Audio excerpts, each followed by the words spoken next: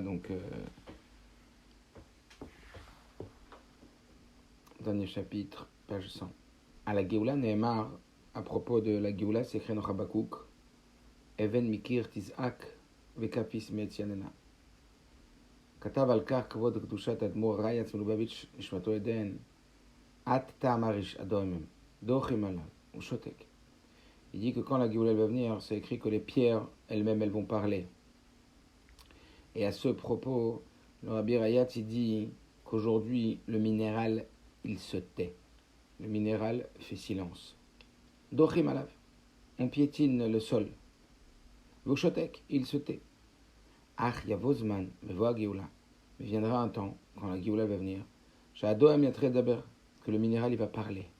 Les sapers, il va raconter. L'idvoa, et il va exiger. Ou yomar la adam shelo erer osoche bedveret Torah belichato barechov. Il demandera, il parlera à l'homme, en lui disant, à cet homme qui n'a pas réfléchi, qui n'a pas pensé au fait d'être en mission sur terre, d'être là pour transformer le monde, pour imprégner, pour marquer comme un pas qui marque l'endroit, pour marquer le monde au travers ses pensées ou de Torah ou de pensées qui sont « je suis sur terre » pour révéler la présence de Dieu sur terre en marchant dans la rue, choté, stupide. Madoua de Khartalai, pourquoi tu m'as écrasé, pourquoi tu m'as piétiné? En quoi t'es plus bourgeois, enfin, comme on dit, Yachous, le Yachous, ça veut dire en quoi toi t'es plus élevé que moi, mais pas dans le sens élevé, dans le sens sophistiqué, dans le sens distingué, dans le sens noble que moi. Qui t'a permis de me piétiner? C'est-à-dire que toute la raison pourquoi Dieu il veut qu'un homme il marche sur la terre et qu'il écrase et qu'il piétine la terre, c'est pourquoi? C'est pour que, comme on a dit, que dans les os des pieds, il y a 26 os, et que c'est matériel qui va. C'est exactement comme on a dit, quand on sort de la douche, on a les pieds un peu humides, etc., quand on marche sur un endroit, hein, alors on humecte l'endroit et on voit la trace de nos pieds. Sachez que c'est la même chose. Là où vous allez, là où vous mettez vos pieds, là où on met nos pieds, alors on imprègne l'endroit par nos pieds de ce que l'on vit. Si on vit dans une dimension d'être en mission sur terre, de savoir qu'on est là pour révéler l'existence de Dieu, et cela au travers les divrei Torah, cela au travers notre travail sur nos pensées de Emouna, etc. Dans ces cas-là, on récite des Teilim, on pense à des choses de Torah, et bien dans ces cas-là, alors on est en train d'imprégner la terre de Kedusha. Mais à l'inverse, elle te dire un jour, eh oh, quel droit tu m'as écrasé, c'est pas pour ça. Adama, Mamtina al-Feshanim. La terre attend depuis des milliers d'années. Mais depuis les 6 jours de la création. La terre, elle attend, depuis la création du monde, que puisse venir le pied d'un juif se poser sur elle. Et, chez Yarshov. Et qu'à ce moment-là, quand il pose le pied par terre, ce juif-là, il médite, il pense, où il parle de divrei Torah, de parole de Torah. On ne se rend pas compte. Toute l'influence, toutes les ondes qu'on génère. Bentaim dochem alia kama baroim. Parfois, hein, on piétinait cette terre beaucoup de créatures. Balechaim, des animaux. Bechole. Veimechaka, et cette terre elle attend. Kacher over Yehudi velo ma'er divrei Torah. Lorsqu'un juif y passe et il ne réfléchit pas des divrei Torah, omeret lo adama, la terre lui dit, bema shone ata mi baema. J'ai pas compris. En quoi toi t'es différent d'un animal? Un animal il me piétine, il pense à manger et à boire, etc. Toi tu me piétines, tu es comme un animal, ça c'est un yom-yom. Shushan Purim Katan. On n'est pas un animal. Un animal, il est là pour survivre et il est là pour uniquement la dimension de vitale. Alors qu'un juif, il est là pour, on va dire, on l'a dit plein de fois, mais il est là pour donner une intention spirituelle à son action matérielle. Il est là pour sublimer le monde. Il est là pour montrer que le monde, il est là pour le divin. Et donc, je me rappelle de cette histoire qu'il y avait un jour, le rabbi, il a parlé à un chassid C'était, je crois, le Baal Shem Tov. Il a parlé à un chassid, il a dit, il faut que tu ailles maintenant à tel endroit, c'était loin, il faut que tu fasses ce voyage. Et tu vas arriver devant une source. Et cette source, elle a besoin qu'on l'utilise pour pouvoir en faire un keli, un réceptacle de Gdusha. Donc tu iras prendre là-bas et tu iras boire et tu feras une bracha sur cette eau. Et à partir du moment où tu boiras cette eau, alors tu auras donné un sens spirituel, tu auras révélé le sens spirituel de cette source. Et le Baal Shem Tov, il lui a dit, je ne sais plus si c'était à l'aller ou au retour, il lui a dit, sache bien que cette source, depuis la création du monde, elle attend, c'est les mots du Baal Shem Tov, elle attend qu'il y ait un juif qui vienne et qui puisse lui donner une finalité concrète. Et cette finalité concrète, elle ne peut se passer qu'au travers le juif quand tu l'utilises cette source pour une fin spirituelle. Alors qu'on est des éleveurs, on ne se rend même pas compte comment en vérité tout ce qu'on touche, tout ce qu'on fait, on est en train de créer une dimension d'élévation qui touche à l'éternité, vous comprenez?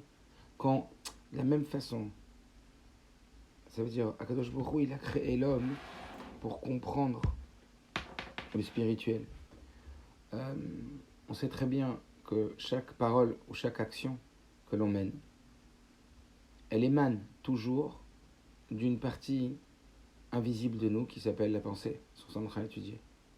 Et cette pensée, elle est toujours chargée donc d'une intention. Donc on sait que chaque action est chargée d'une intention. Mais l'intention, elle n'est pas visible. L'action, elle est par contre, elle, visible. Mais en réalité, toute action, on le sait, parce qu'on fonctionne comme ça, donc on sait comment on fonctionne, chacun. Toute action ou toute parole ne provient à l'initiale que d'une intention.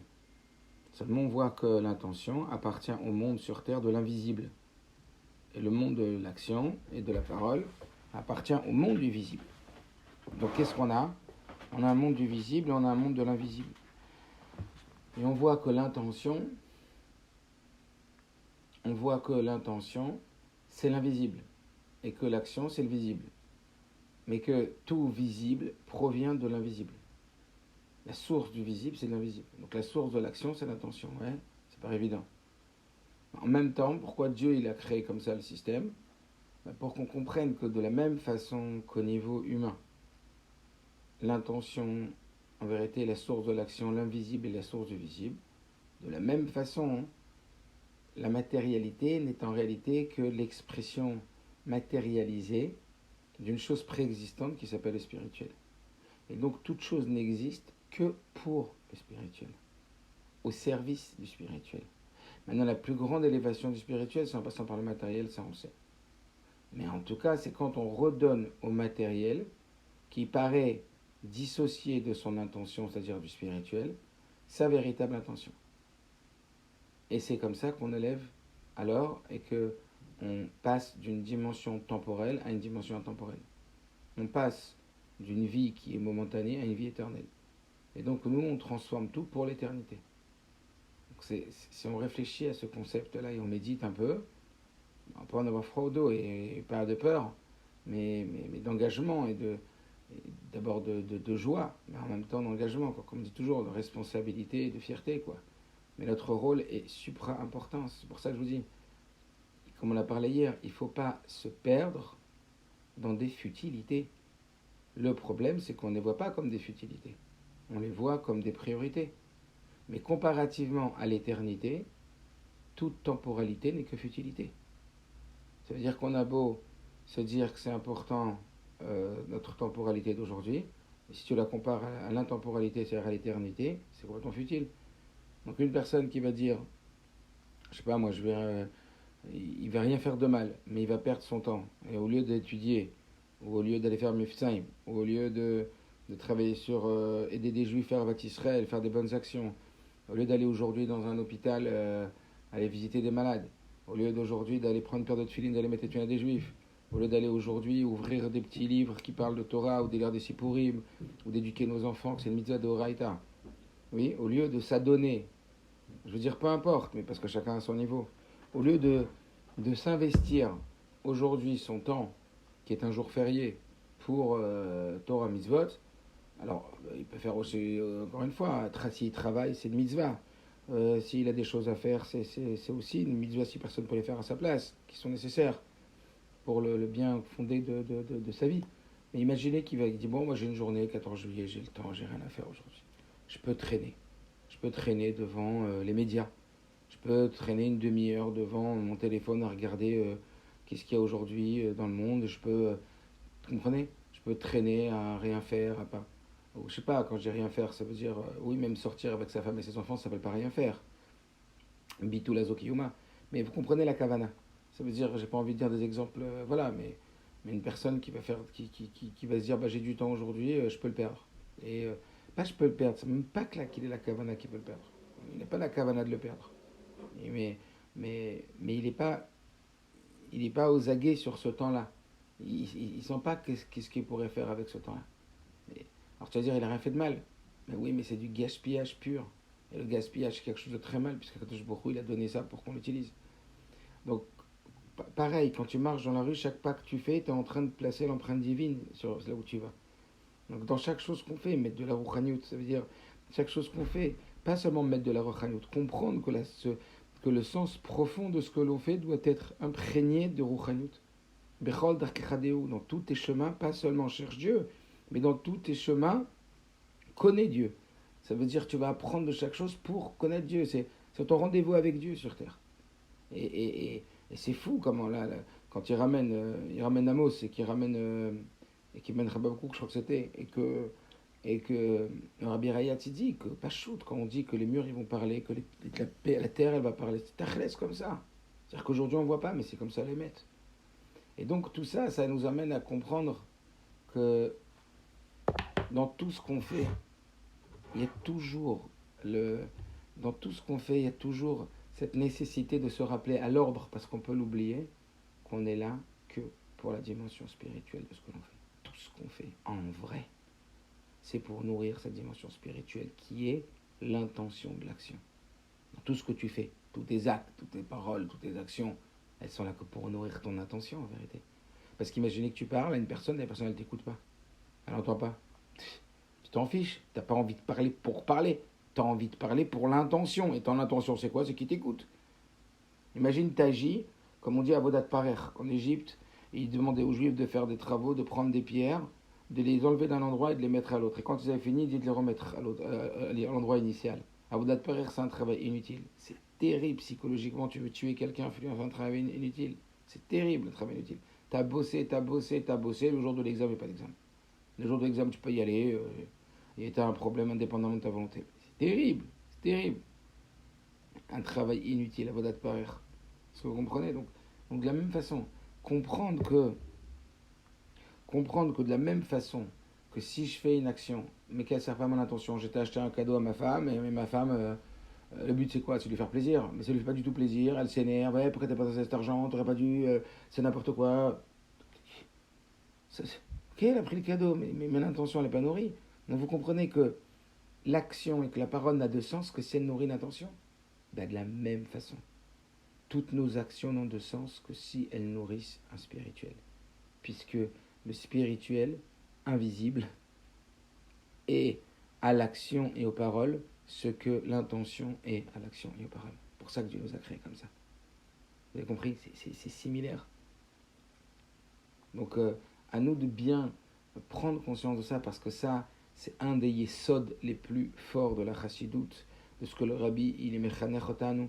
Il nous éduque qu'un chassid, comme on l'a dit, il est toujours, comme on l'a dit hier, c'est un soldat, il est toujours un chassid, c'est un soldat qui dort, c'est un soldat qui mange, donc c'est un chassid qui c'est un chassid qui va en promenade, c'est un chassid qui va travailler, c'est un chassid qui va manger, est-ce que vous comprenez? Le fait de marcher et de dire des divrei Torah dans la rue,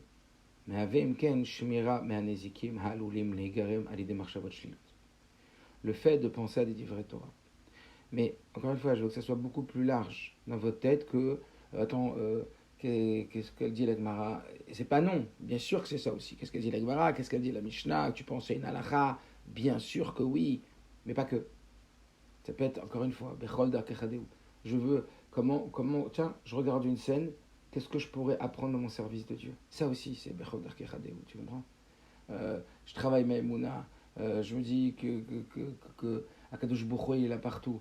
Seumaro Manechem, lève tes yeux au ciel, Vero Mibarael, et regarde qui a créé tout ça. Être en connexion avec Dieu par la marshava et par les marshavot. Alors il dit, le fait de penser à des divrei Torah, le fait de penser à ce que tu as étudié, le fait d'être dans ça, te protège des détracteurs, des endommageurs, Halulim, les garem et les marshavot shilot, qui peuvent être entraînés par des pensées négatives. On ne sait pas plus que ça. Il y a une étape supérieure de l'élévation du monde dans la Gdusha.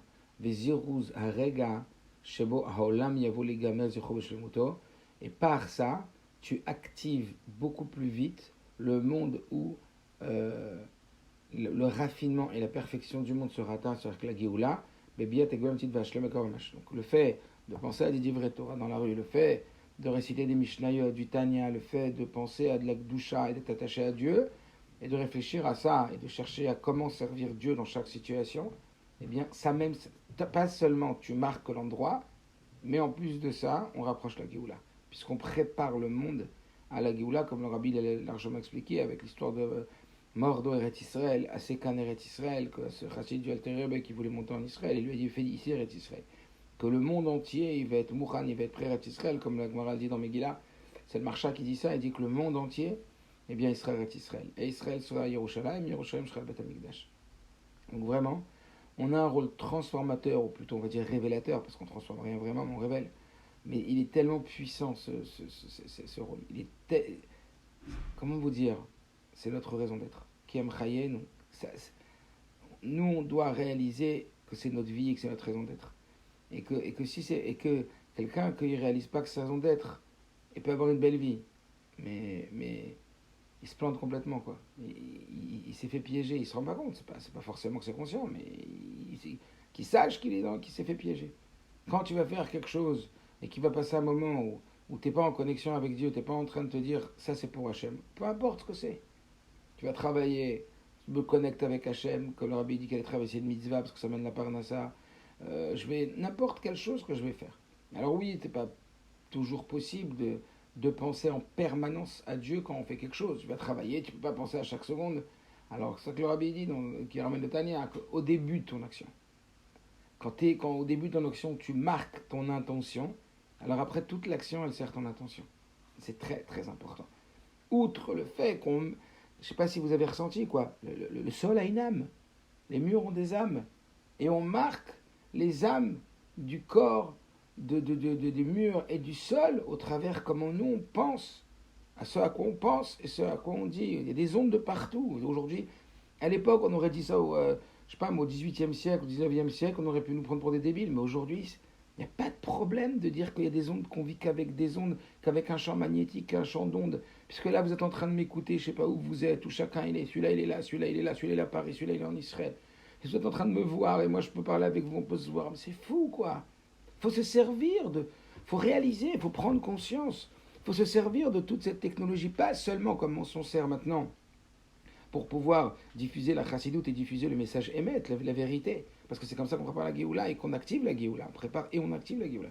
Mais pas seulement, réalise. Réalise que là, tu es en train de m'entendre. Tu es où là? Tu es en train de m'entendre. Alors on a l'habitude, on a le téléphone portable. On a l'habitude. Moi, je me rappelle quand on était tout jeune, il y avait que les téléphones avec fil. Et je me demandais quand j'étais petit, attends, comment la voix elle rentrait? Il y avait le combiné avec le fil en spirale. Ça rentrait dans le téléphone et après ça rentrait dans le mur. J'ai dit, mais comment ma voix elle rentre là-dedans? Et rien que déjà qu'une voix elle passe par le fil et que tu entendais à l'autre bout du fil. Et là, c'est Olam. Mais alors aujourd'hui, on ne réalise pas. On réalise pas. C'est pour ça pour réaliser, il faut s'arrêter. Pour apprécier ce que tu as, pour réaliser ce que tu as, il faut s'arrêter. La conscience, quand on réalise, c'est quand on s'arrête. Donc il y a des moments où il faut s'arrêter. Mais il faut s'arrêter. Mais pas s'arrêter pour battre l'année. S'arrêter pour prendre conscience. S'arrêter pour réaliser. Tu t'imagines là, ce qu'on est en train de vivre? C'est-à-dire, comme on est dedans. On est né dedans. Ou même si nous, à notre âge, pour certains, on est un peu plus âgés, on n'est pas né dedans. Mais la transformation, elle s'est faite les athlètes. On ne se rend même pas compte. Rappelez-vous de la première sikha qu'on a fait dans le Kovetz. Le Rabbi, il explique les liens de la 600e année du 6e millénaire. Toute cette technologie, outre le fait d'être utilisée à des fins de diffusion de la Torah, il y a aussi comme but de cette création une préparation à la Géoula. Donc toute cette technologie, elle est là pour nous changer nos ménages, elle est là pour nous changer notre conscience. Ça veut dire qu'on est en train de voir qu'il y a des choses qui se passent partout. Donc aujourd'hui on rigole, ça fait rire quand on dit que le sol il va parler. Je sais pas, on n'y est plus trop loin, quoi. Est-ce que vous comprenez ou pas? Je sais pas, Alors après c'est Kipchuto, hein, parce que je me rappelle qu'une fois il y avait quelqu'un comme ça, un Litva comme ça qui avait écrit un très beau livre, et il avait dit que quand il avait vu les avions voler, alors il avait dit waouh, alors là on arrive à la Géoula, là c'est comme les nuages. Là, c'est comme c'est écrit dans la névoie que les nuages ils vont transporter les Juifs en Israël. C'est de ça qu'en parlait en vérité, c'est de ça que parlait la névoie, la prophétie. Et en vérité, imaginez-vous à leur époque, qu'on peut, je sais pas à quelle époque, qu'on peut voler dans le ciel. C'était pas ça. Et qu'on peut voler dans le ciel. Ah, bah les hommes ont créé un outil qui permet de voler dans le ciel. Ah, ben voilà. Là, on y arrive, ça est en train de se concrétiser, la prophétie, et ça passe par l'action de l'homme. Maintenant, quand le patron d'Elal, il est parti devant le rabbi, en Yechidout, et qu'il a dit au rabbi, je mets à disposition toute la flotte d'Elal pour amener tous les juifs en Eretz Israël comme Asher viendra, le rabbi lui a répondu avec tout son pragmatisme et sa puissance qu'on les connaît, vous êtes très aimable, mais sachez qu'il y aura assez de nuages dans le ciel pour amener les juifs en Israël. Donc, on est en train de se préparer un grand bouleversement. Il faut bien réaliser qu'on est en train de... Là, tu comprends, là, on est en train de se connecter avec la marche Hava, on est en train de se connecter avec une dimension, on est en train de prendre conscience de la puissance de la marche Hava, on est en train de prendre conscience que ce qu'on a dit, que quand tu regardes quelqu'un de loin et tu le fixes, il va te regarder, il y a des ondes, il y a des choses qui passent. Que quand le Rabbi Rayat y pensait à un chassid, il était en train de le sauver à des milliers de kilomètres. Que quand cet homme-là, il était... rappelez-vous, cet homme-là, il passe devant le Rabbi, et le Rabbi lui dit, viens de prier avec ton père. Quand il appelle son père, il était en Russie, son père il lui dit, mais je viens de penser que le Rabbi devait être le 10e au minyan. Tout ça, on est en train de... Est-ce que vous comprenez? Donc, avec toute cette connaissance, le but, c'est de commencer à changer. Le but, c'est de commencer à s'initier différemment. C'est de modifier nos croyances. Tu comprends? Est-ce que tu as toujours cru que c'était une pensée? C'est plus du tout ça. Et comme il a dit dans la Sikha au début, le monde, il est en train de te préparer à ça. La technologie, elle est en train de te familiariser. Elle est en train de t'initier. Elle est en train de te rentrer. Donc aujourd'hui, que quand c'est écrit dans la prophétie que les murs, ils vont parler, que la terre, elle va te dire pourquoi tu m'as foulé, si c'est pas pour mettre l'empreinte divine sur moi, si t'es pas au-dessus de moi, pourquoi tu m'as écrasé, c'est pas des blagues. Et donc c'est quelque chose qui est fabuleux en vérité. C'est-à-dire que vraiment on a un pouvoir extraordinaire. Vraiment on est les aimés de Dieu.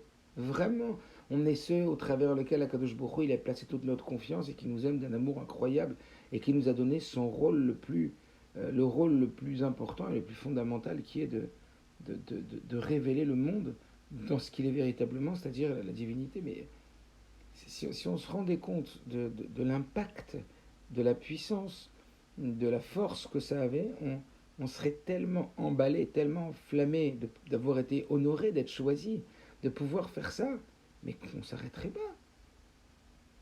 C'est juste des pertes de conscience, mais on ne s'arrêterait plus dans tout ce qu'on fait. On vibrerait que dans la spiritualité. Maintenant, oui, on descend dans la matérialité, parce que oui, le ratio sur le chou, parce que le but c'est ici-bas, c'est de parler, le but c'est d'agir. Mais comme on l'a vu avec les parachutes que le Rabbi explique avec Korach, etc., quand Korach il a dit, ah, le principal c'est l'action, alors pourquoi tu vas être au-dessus de nous, Moshe? Parce que l'intention, elle élève l'action dans une dimension qui n'a rien à voir entre un Korach et un Moshe. Parce que bien sûr que l'action est essentielle, mais l'action, elle va être élevée par l'intention. Est-ce que vous comprenez? Ok, je trouve que c'est un beau sikoum. Que chez Amoach Hasuk Batora Nekuda le Marshava. Point de réflexion. Que chez Amoach Hosek Marshava. Quand le cerveau il est occupé à de la Torah, Pardon, quand le cerveau il est occupé à de la Torah. En lozman le marchavazarot. Il n'a pas le temps de s'occuper des pensées étrangères. Veilu moarek, shoev le tocho marchavot kaelu. Et cependant, un cerveau vide, il puise des pensées qui ne sont pas bonnes. Vous vous rappelez, le puits vide, il n'y a pas d'eau. Ça, je répète encore une fois, parce que c'est une dimension, on a parlé au Fabien aussi, c'est très très important, j'ai parlé ensemble. La tête, c'est un puits. Comme tu dis à un mec, oh là, c'est un puits de connaissances celui-là. Pourquoi tu utilises le mot puits de connaissances, puits? Parce que notre tête, c'est comme un puits. Et après, on doit remplir notre puits. Et c'est toi qui décides de quoi remplir ton puits. Ou alors, si c'est pas toi qui décides, le puits va se remplir quoi qu'il. Mais il va te remplir de ce que l'extérieur, il a décidé, de ce que tes peurs, elles ont décidé, de ce que... C'est toutes des choses que toi, tu maîtrises pas. Ça peut être l'extérieur, ça peut être ce à quoi tu as pensé hier. Mais comprenez, le puits doit être toujours rempli. C'est toi qui contrôle et c'est toi qui décide avec quoi le remplir, avec de l'eau, ou il se remplit tout seul. Et il se remplit en général avec quoi? Avec des serpents et des scorpions. Donc où il se remplit, comme tu dis avec les enfants, ou c'est toi qui vas remplir de connaissances l'enfant, ou l'enfant, quoi qu'il, il va se remplir de connaissances. Mais des connaissances ch'touillottes, des connaissances qui vont l'abîmer, des connaissances qui vont pas être positives. Donc comprenez qu'en vérité, il est nécessaire d'être toujours rempli. Permettez-moi de mettre une coude là-dessus. Je ne sais pas si on a déjà dit ensemble ou pas.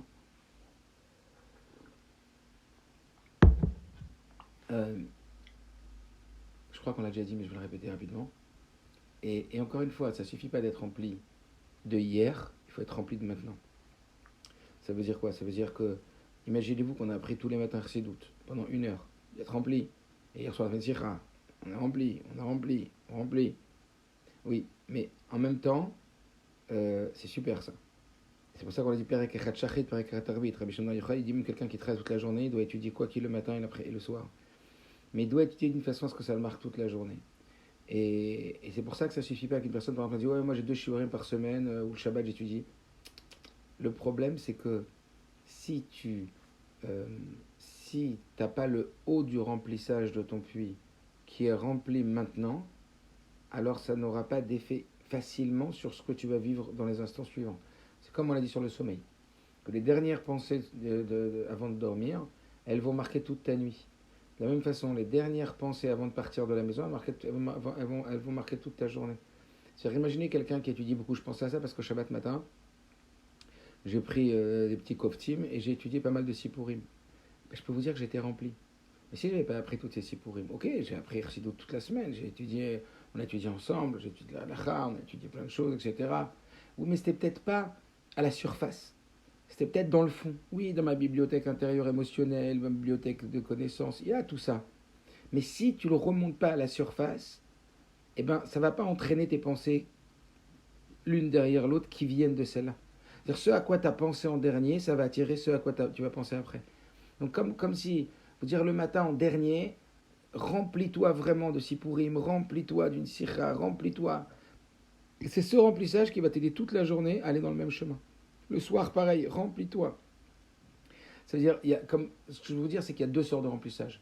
Il y a le remplissage pour remplir le profond, et il y a le remplissage pour remplir la couche supérieure, la couche superficielle. Ça ne suffit pas de remplir le profond. Il faut aussi remplir le superficiel, la couche superficielle. Parce que c'est elle qui va entraîner l'autre, qui va entraîner l'autre. Dans les marches à vote. Est-ce que vous comprenez? Donc ça veut dire que à chaque opportunité que tu as d'ouvrir un petit livre, de lire un sipour, très très fort le rabbi d'ouvrir des livres de sipour de tzadikim, ça mène beaucoup d'Irat Shamaim. Comme il a dit le rabbi, ça te fait voir la matérialité autrement. Quand tu lis des sipurim des tzadikim, tu vois plus le monde avec les mêmes yeux. Tu vois plus la matérialité pareille. Zemashpi alecha arbe. Donc la nekuda, elle est que tu veux contrôler tes pensées, il faut remplir ton puits de connaissances. Mais pas te dire je fais une formation pendant 3 ans et après je pourrais ne plus étudier. Pas du tout. C'est qu'il y a l'apprentissage, le remplissage profond et le remplissage superficiel. Le remplissage superficiel, il est aussi important que le remplissage profond parce que c'est lui qui va au quotidien générer les pensées futures.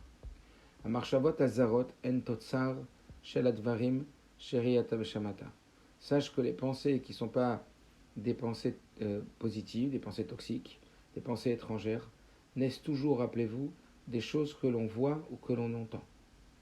Tafkid, donc nous on n'est pas des poubelles, On sélectionne ce qu'on voit, on sélectionne ce qu'on entend. Et que dans une poubelle, on ne sélectionne pas. Et même aujourd'hui, on décide de sélectionner dans les poubelles. Dans la poubelle, on peut mettre n'importe quoi, il faut sélectionner. Tafkid, liklot, le tochar, rak, tochnim, tovim, reuim.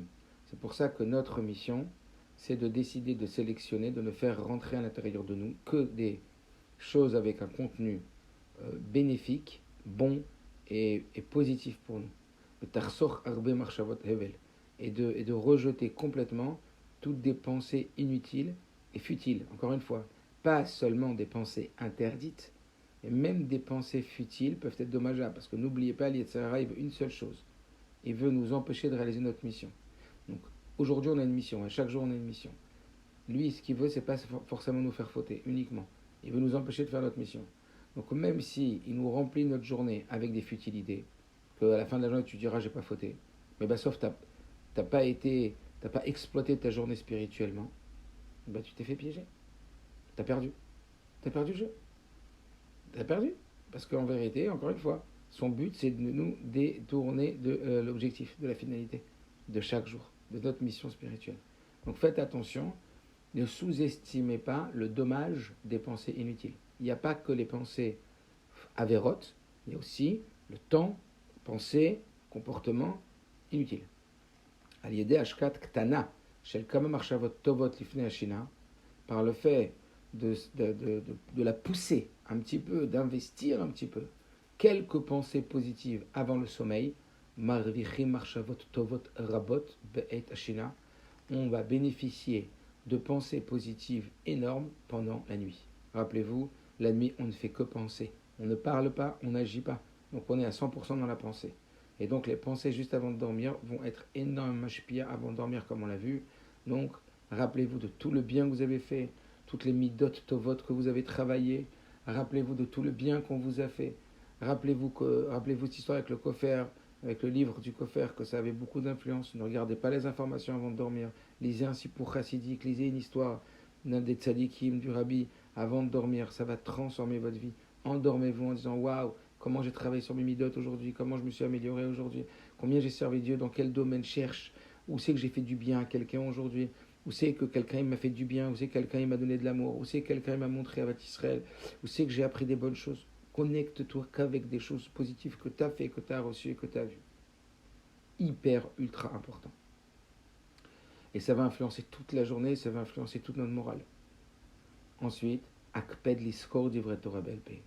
Sois scrupuleux d'apprendre et de te rappeler des paroles de Torah par cœur. C'est tellement important d'apprendre par cœur. Par cœur, ça devient un toi. Par cœur, c'est gravé dans ton cerveau.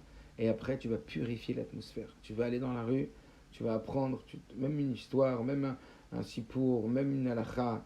Tu te rappelles de cette halakha ou tu te rappelles de cette Mishnah. Apprendre un pérec de Tanya, comme le rabbi demande, le pérec du Tanya. Apprendre le chapitre 41 du Tanya jusqu'à Ameler par cœur. Apprendre un chapitre de Tanya, 2 chapitres de Tanya, de les réciter. Vous ne savez pas quelle puissance ça. Au moment où tu es libre, comme quand tu marches dans la rue, tu es libre, ne laisse pas ta pensée libre. C'est pas parce que tu es libre quand tu marches, tu n'as rien à faire, que ta tête, elle doit être libre. Ta tête, elle doit être jamais libre parce qu'elle est de toute façon jamais libre, ta tête. Donc c'est ou toi qui gères ta tête, ou c'est les autres qui vont gérer ta tête. Choisis. Mais ta tête, elle doit être gérée parce qu'elle marche non-stop. Ta bouche, elle peut se fermer.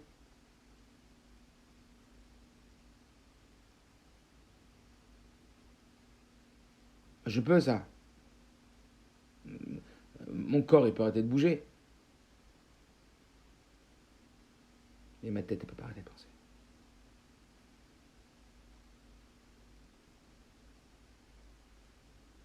Donc c'est où je la remplis, ou c'est qui me remplissent.